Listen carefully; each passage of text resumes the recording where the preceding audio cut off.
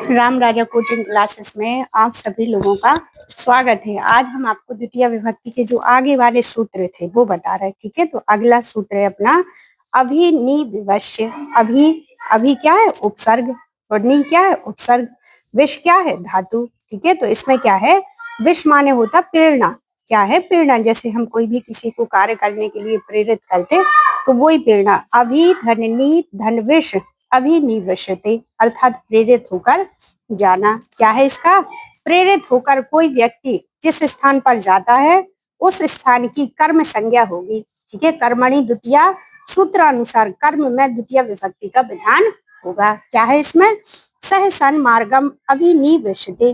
ठीक है, वह प्रेरित होकर के कहाँ जाता है? सन मार्ग पर, सत मार्ग पर चलता है। अगला है सह सन मार्गे निवसते। देखो यहाँ क्या है? यदि दो उपसर्ग नहीं है, अभी और नी उपसर्ग साथ में नहीं है, तो यहाँ सप्तमी विभक्ति होगी। ठीक है, और अभी नी दोनों उपसर्ग है तो कौन सी विभक्ति होगी? द्वितीय विभक्ति होगी। ठीक है, जैसे है इसमें सह सन मार्गे निवसते, वह सन मार्ग पर चलता है। तो क्या है इसमें? इसमें सप्तमी विभक्ति का सूत्र लगा। किस सूत्र से? अधिकरण संज्ञा से। आधारो अधिकरणम से। ठीक है, आधार में कौन सी संज्ञा होगी? तो अधिकरण संज्ञा होगी। किस सूत्र से? आधारो अधिकरणम सूत्र से। सह सन मार्गे प्रवशति। ठीक है, तो इस पे देखो अभी और नी उपसर्ग नहीं आया, सिर्फ एक उपसर्ग आया, इसलिए यहाँ सप्तमी विभक्ति। इसको याद रखना कि यदि एक उपसर्ग है तो सप्तमी विभक्ति, यदि क्या है दो उपसर्ग साथ साथ है, अभी धन्नी साथ में आए तो अपनी सप्तमी द्वितीय विभक्ति होगी। ठीक है, अगला सूत्र है उपान्य वध्यांग वशांग वशा। ठीक है, तो उप माने हो गया उप, अन्य अन्य माने अनु, अधि। ठीक है, आंग और वस धातु के साथ, यदि उप अनु अधि आंग ये उपसर्ग वस धातु के साथ होंगे तो कर्म में द्वितीय विभक्ति का प्रयोग किया जाएगा। जैसे सह गृहम उपवसति, वह अपने घर में रहता है। मुनि आश्रम अनुवसति, मुनि अपने आश्रम में रहते हैं। ठीक है, तो देखो ध्यान से सुनना है। सह गुरुकुलम अधिवसति, वह गुरु जी गुरुकुल में निवास करते हैं। शार्दुल वनम आवसति। ठीक है, शार्दुल माने होता शेर, वन में निवास करता है। ठीक है, इसमें क्या है? उप अनु अधि आंग उपसर्गों का प्रयोग नहीं होने पर धातु के अर्थ की आधार की आधारो अधिकरणम सूत्रानुसार सप्तमी विभक्ति होगी। यदि क्या है? अधि आंग आव उपसर्ग नहीं है और यदि उसमें वस धातु है तो इसमें किस विभक्ति का प्रयोग होगा? सप्तमी विभक्ति का। स जैसे लिखा रामः नगरे वसति, राम नगर में रहते हैं, बसते हैं। मुनि हिमालय वसति। ठीक है, उपवसति होता तो हिमालय में आ जाता, नगरा में आ जाता, लेकिन इसमें बस धातु है और उपसर्ग नहीं है, इसलिए इसमें क्या है? सप्तमी विभक्ति का प्रयोग किया गया। हमें आशा है कि आपको समझ में आ रहा होगा। ठीक है, अगला जैसे इसकी वृत्ति पूछी जाती तो क्या है? उप आदि पूर्वस्य वस आधार कर्म संज्ञा। ठीक है, उप उप कौन कौन से है? उप अनु अधि आंग। ठीक है, इनका मतलब है कि ये वाली धातु है। किम स्यात् तो कर्म संज्ञा स्यात्। अगला है अभूभूतस्य अर्थस्य ना तू हुआ। ठीक है, क्या है कि खाया नहीं गया। खाया नहीं गया मतलब उपवास किया गया। जैसे अपने घर में कोई भी आता, अपन खाने को देते तो वो कहते हमें नहीं खाना, तो अपन क्या कह देते कि भैया उपवास है का। जैसे लिखा सह भोजन अभावे मंदिरे उपवसति, उप धातु आई लेकिन इसमें क्या है?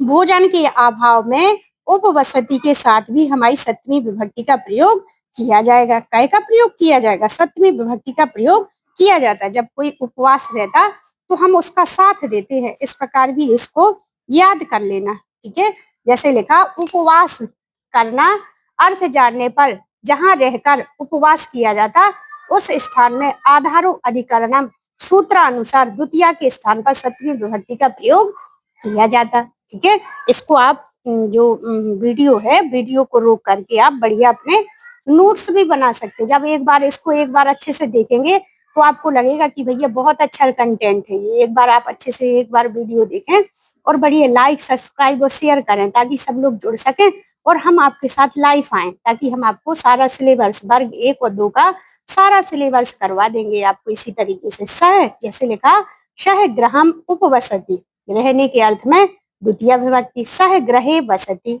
ठीक है, रहने के अर्थ में उपसर्ग नहीं है तो सप्तमी विभक्ति। भोजन अभावे सह ग्रहे उपवसति, उपवसति आया लेकिन काय के भोजन के अभाव में, अभाव अर्थ में इसमें सप्तमी विभक्ति का प्रयोग किया जाएगा, ठीक है, आ गई समझ में। यदि उपवसति रहने के अर्थ में आता तो इसमें आधार में द्वितीय विभक्ति, यदि उपसर्ग हटा करके वस धातु आता तो ग्रह में सप्तमी विभक्ति, यदि उपवास के अर्थ में आएगा तो उपवसति, क्या है ये उपवसति रहने के अर्थ में नहीं है, उपवास के अर्थ में, तो घर में कौन सी विभक्ति आएगी, आधार में सप्तमी विभक्ति का प्रयोग किया जाएगा, ठीक है। अगला है उपपद विभक्तियां कौन कहलाती हैं। विभक्तियां दो प्रकार की होती हैं, कितने प्रकार की होती, दो प्रकार की। नंबर 1 उपपद विभक्ति और कारक विभक्ति।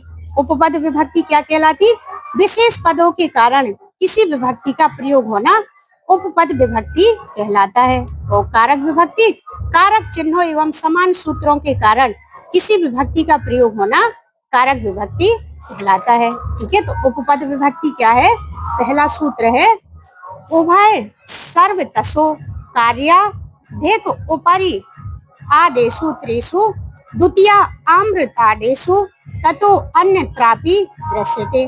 क्या है कि तसल प्रत्यय होता है, तसल प्रत्यय में उभयतः सर्वतः अधिक उपरि उपरि अधो अधा आम्रडेतित पदों में द्वितीय विभक्ति का प्रयोग किया जाता है। जैसे उभयतः माने चारों ओर, उभयतः माने दोनों, सर्वतः माने चारों ओर, धिक माने धिक्कार जब हम किसी को डांटते हैं, उपरि माने ऊपर ऊपर, ठीक है, अधो अधा माने नीचे नीचे, आम्रडेतित पदों में द्वितीय विभक्ति का प्रयोग किया जाता है। अब ये पहली बार सुना होगा आपने, आम्रडेतित पद क्या कहलाते, आम्रडेतित संज्ञा है तस्यः परम आम्रडेतम, अर्थात दो बार कहे गए पद में द्वितीय पद में आम्रडेतित संज्ञा होती है। जैसे उपरि उपरि, तो उपरि उपरि लिखा तो ये उपरि है, इसमें आम्रडेतित संज्ञा कहलाती है, ठीक है, नहीं आया समझ में। जैसे उपरि उपरि दो पद दिए तो ये क्या है, आम्रडेतित संज्ञा है। जैसे अधो अधा, तो अधो अधा जो दूसरा पद है इसमें आम्रडेतित संज्ञा होगी, आ गई समझ में। तस्यः परम आम्रडेतिम मतलब दूसरा पद है वो आम्रडेतित पद कहलाता है।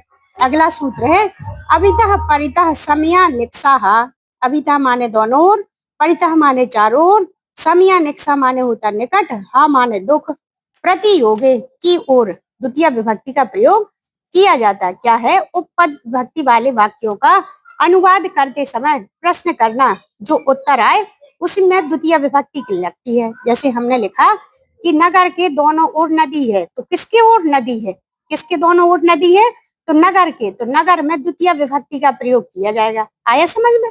जैसे हमने किया कि किसके ओर नदी है, तो नगर के दोनों ओर, तो नगरम अभितः नद्यो स्थितः, ठीक है।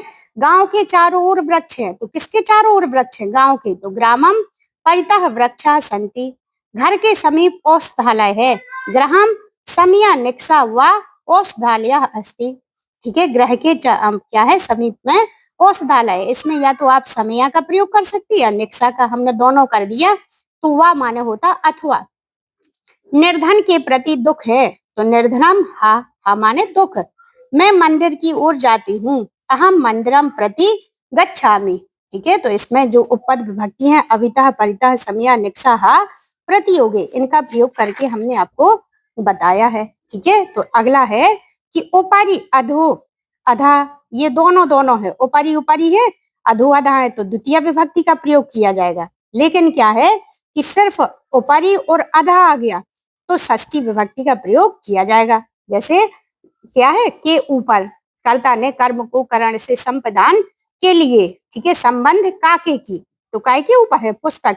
जैसे लिखा पुस्तक के ऊपर पेन है, पुस्तकस्य उपरि लेखनी अस्ति, ठीक है। तो क्या है, पुस्तक के ऊपर के अर्थ में हम षष्ठी विभक्ति का प्रयोग करेंगे। जैसे इस लोक के ऊपर हरि है कि नहीं है, भगवान ऊपर है, तो लोकस्य उपरि हरि अस्ति, इस लोक के नीचे जल है, लोकस्य अधः जलम अस्ति, ठीक है। तो इस प्रकार हमने आपको ये बताया है, ठीक है। अगला है अंतरा, अंतरेण युक्ते। अंतरा माने क्या होता, बीच में, बिना, ठीक है। अंतरेण माने भी बिना होता। इनके योग में हम द्वितीय विभक्ति का प्रयोग करेंगे। जैसे वृत्ति है, आभ्याम योगे द्वितीया स्यात्, ठीक है।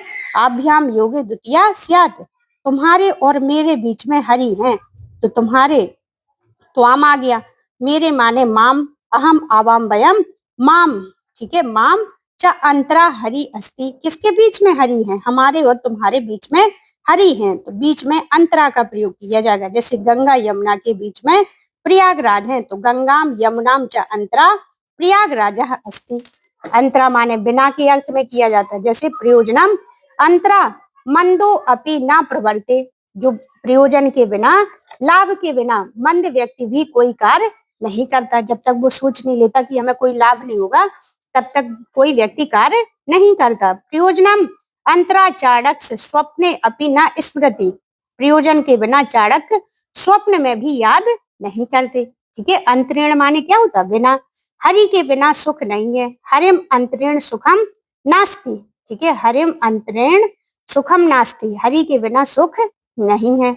उभय तो सर्वतः अभितः परितः अंतरेण, तीनों उपपद विभक्तियों के सूत्र हैं। जैसे हम परीक्षा में पूछे हैं, आपसे प्रश्न पूछेंगे अभी टेस्ट सीरीज में कि कौन कौन से उपपद विभक्तियों के सूत्र हैं, तो कौन से हैं, उभयतः, परतः, अभितः, परितः, अंतरेण, ये जो 3 सूत्र हैं, ये हमारे उपपद विभक्ति के सूत्र हैं, ठीक है। अगला सूत्र है काल ध्वनो अंतरेत संयोगः। काल माने होता समय, और ध्वन माने अध्वन अत्यंत, तो मार्गवाचक शब्द में कालवाचक शब्द और मार्गवाचक शब्द में जो निरंतर कार्य चले, ठीक है। जैसे निरंतर कार्य चल रहा कि महीने भर हमने पढ़ाई की, ठीक है। एक कोस भर नदी टेढ़ी है, तो इसमें द्वितीय विभक्ति का प्रयोग किया जाएगा। यदि कार्य बीच में विक्षिप्त हुआ, अंतर हुआ, तो इसमें द्वितीय विभक्ति का प्रयोग नहीं किया जाएगा। ये सूत्र की व्याख्या हम आपको कल बताएंगे। आपको कमेंट करके बताना है कि ये कैसा लगा है। Thank you.